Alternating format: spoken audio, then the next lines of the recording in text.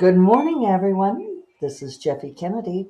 Also writing is Jennifer K. Lambert, author of epic fantasy romance. I'm here with my first cup of coffee. Ah, so good. Today is Tuesday, May 27th, 2025. I almost didn't get it right because I am a day later than usual. It was a long weekend here in the US, and I took yesterday off. I gave myself the holiday. What is this run of mine? Who even am I? Um, but I was so glad I did. It was everything I thought it could be. And I got so much done, which probably isn't the intent of taking holiday, but the casita's really coming along. I've gotten patio furniture assembled, so many things taken off of the list, and yeah, it's just been amazing. I guess I should go back. Let's go back in time. Thank you, Wayne's World. Because I think where we last left our heroine, I was complaining bitterly about furniture shopping, and uh, I finally cracked the seal. So what I did was on Saturday, I just went out. This sounds so dumb, but I went out shopping without anything else that I had to do. So before this, I was like going before I had a hair appointment or, before I was supposed to meet somebody or something like that. So, and I think it was creating a sense of pressure to like having to be making decisions on a timeline. That and the whole search image thing, which I complain about. So on Saturday, I went to Cost Plus World Market, which is a great place anyway. And I ended up buying so much stuff there. And I kind of went in no particular order, but they had a whole bunch of patio furniture. They were having a 20% off sale. So the prices hit me better. And I was actually able to joyfully purchase fun things. And it was great. It turned out that I don't know if I talked about this, but I had bought couple of bar stools, what I thought were bar stools. This is a thing about furniture shopping too, is clearly I don't do much of it, but there's like this whole lingo associated with it.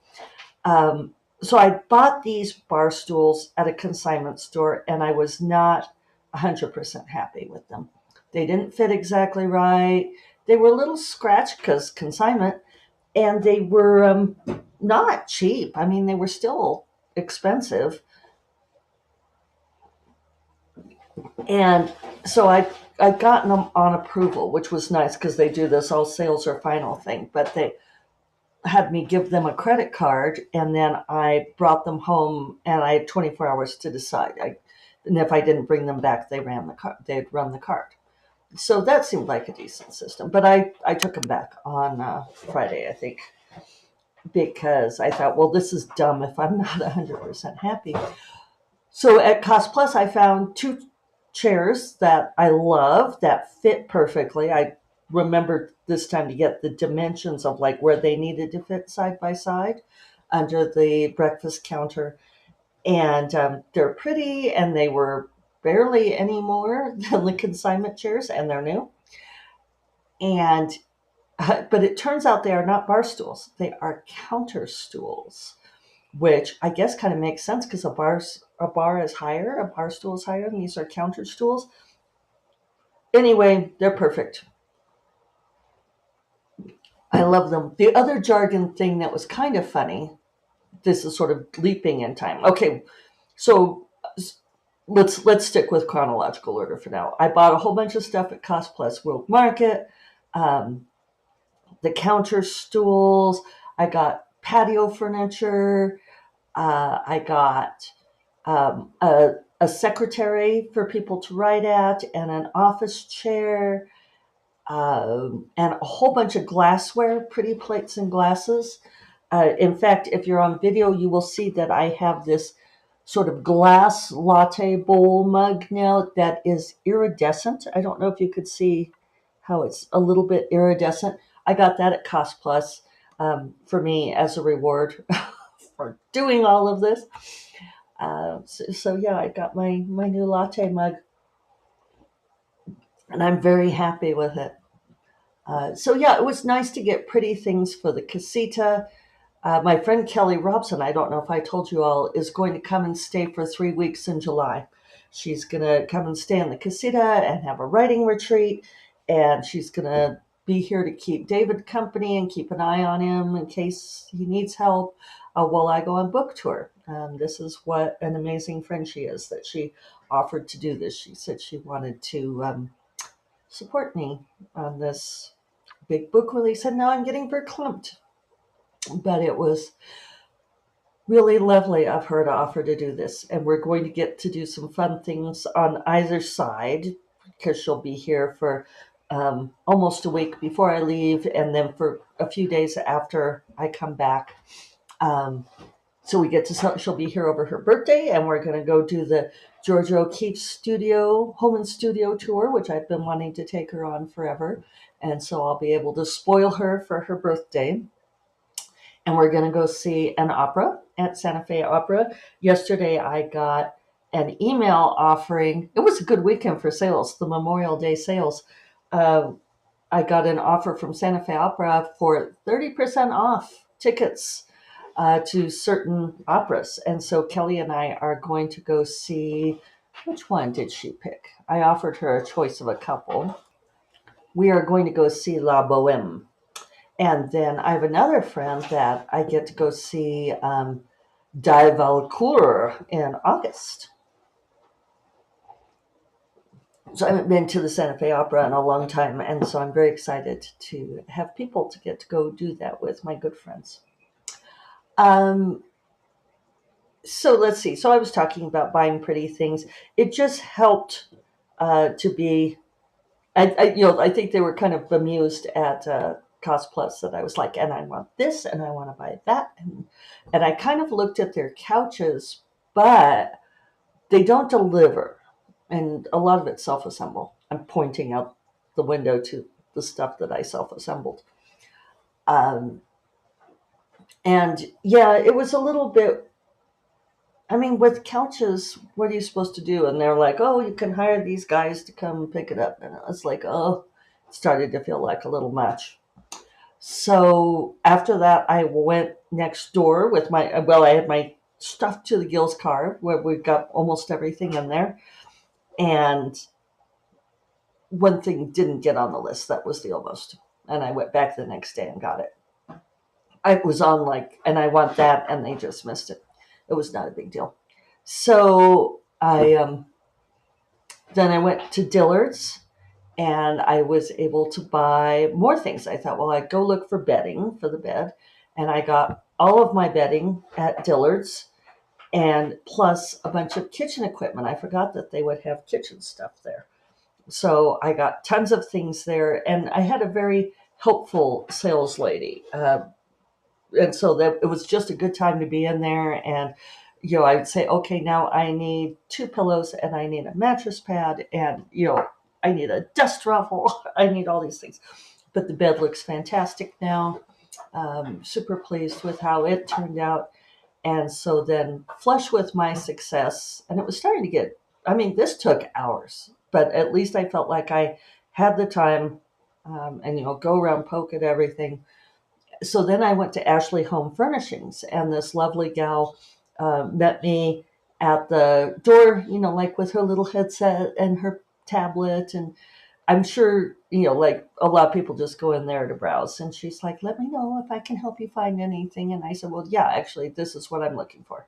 And she was laughing at me because I finally had I threw them away, but I had my little, actually, it's Jennifer L. Armentrout, Feeling Stabby Productions, my little, what is it, like a sticky notepad in a tiny little notebook. And I'd written down dimensions, and I had my tape measure with me. And Anyway, I bought a couch and a reading chair. I decided to give up on the idea of a sleeper sofa. They take up too much room. And yeah, I just thought, eh.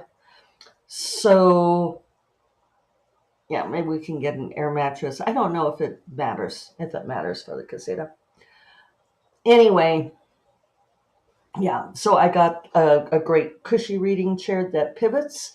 So you can look out at the view, you could look at the TV, you can turn and look at the fireplace so you can read your book. I got a super cute little reading stand so that people, for the breakfast counter, so people can prop their book open and have their coffee or whatever. So anyway, I spent yesterday assembling all of this. I didn't get as much yard work done over the weekend as I planned. I did buy all of my hanging plants, which I had been wanting to do. Uh, Boy, the price range on hanging plants. I realize I'm not talking about publishing or writing. I'm sorry. Uh, this is the random part of the First Cup of Coffee podcast. So my usual nursery that I buy hanging plants from, uh, Newman's here in Santa Fe, who I love. Um, I called them to see if their hanging plants had come in yet because they're a little bit random, and I hadn't seen it on their website or newsletter. And they said, "Oh, they'd all sold out by May 1st. They were all sold out." And I'm like, "I missed it." And they said, "Yeah, you really have to be here by May 1st to get them." Well, it wasn't warm enough by May 1st. I don't know what people do, but like I don't have a place I can put hanging baskets when we're still freezing and getting snow. So so I went to another nursery, which I'll leave unnamed. I stopped in there and looked, and their hanging baskets were all just categorically $50 each. And I'm pretty sure Newman's I've paid like 25 or 35. And I thought, and they weren't that great. I mean, they were kind of minimal, and the plants hadn't grown out much yet. So I thought, well, okay, well, I know they're there and I can come back. But I wanted to buy a bunch because I wanted some for the casita portal too. So I was like, oh God. So, and then there's a new nursery that's opened up the way from us, just up the way from us. And David wanted to check it out. So on Sunday we went, no, I guess it was Saturday morning. We went over to the flea market here because he wanted to look at that. And then we went and looked at that nursery, and he was asking me why I wasn't going there. And I said, well, their previous incarnation was super expensive, and I still have that association. And neither of us are sure if it's the same people or new people. And I said, but yeah, let's go check it out. Okay, friend, their hanging baskets were $100. $100 to $125, and not that fantastic either. So it's like, wow. So they are expensive. Um, Sorry, fiddling with my wind chimes. I noticed that the little clapper thing was crooked. Um, but like even their potted plants, like a gallon plant was $28, and just a lot. So I think you all know that I've been trying to shop local, but that's difficult when the prices are so high. So what did I end up doing? Well, on Sunday, I went to Lowe's, and I had to go to Lowe's to get some other just like general hardware type things and that sort of a hose. I had to buy a hose. Um, we have a cat in the way here. Excuse me. Excuse me. There, you got the tail across the camera for those of you on video. Uh, Lowe's. So I went to Lowe's, which, like I won't shop at Home Depot, or now we can't shop at Target. That's part of the problem is it's like there's all these places that I don't want to shop if I'm not shopping local. I'm well aware that like Cost Plus and Dillard's are chains, as is Ashley, but at least they feel more local-ish. Anyway, I bought hanging baskets at Lowe's that were from $13 to $35, and they're gorgeous. They are huge and have more plants, several different kinds of flowers. They're so much prettier than the other ones. And so I'm just I'm giving myself a buy and just enjoying those those baskets. Um, yeah. So I had a good writing day on Friday. I was going to talk about some things that have been going on. Okay, so like one of the big brouhahas, I guess yesterday, was in Australia. There is this guy, and it's a triumph for the cishet white guys, I guess. But he was offered a book deal, a two-book deal, to write a fantasy romance with a very vague. It's like an epic tale of war and love and redemption or something like that. I mean, it's like the most vague premise possible. And people are very upset about it because he got offered this book deal. And he says he's always wanted to write a fantasy since he was a kid. And so I get the frustration. I totally do. The book hasn't been written yet. He got this book deal because he's on Book Talk and he started an account, a TikTok account where he talks about books. He's handsome. He's got the Australian accent. But the other thing is he was like an Australian sportsings guy. I don't know, rugby, something like that. Anyway, I don't know, the Travis Kelsey in Australia. Maybe not that big, but that kind of thing where he was an adorable athlete. He was on a season of the Australian version of The Bachelor. I mean, he's a minor celebrity and he's clearly got good people working for him because, like they're spinning his next careers. What's he going to do now? And so he, went on TikTok and started talking about books. And now he's gotten this book deal, which probably I doubt that the editor at Australian Atria just out of the blue happened to stumble across his TikTok and said, hey, let's offer him a book deal. I'm sure that this agent and manager these people who are hustling for him made the contact and said, hey, look at how many followers this guy has. You could sell the heck out of his book. So people are very upset that this guy who's never written a book got a book deal and, says that white guy. And the thing is, oh, my best beloved, this is not new. This has been going on since the beginning of publishing. And I'm going to put out there that it's not necessarily a bad thing. I get that it's frustrating. I get that there's a feeling of fundamental wrongness to this, but also these kinds of deals are what keep publishing going, right? Because this book will bring in a whole bunch of money from people who just want to buy his book.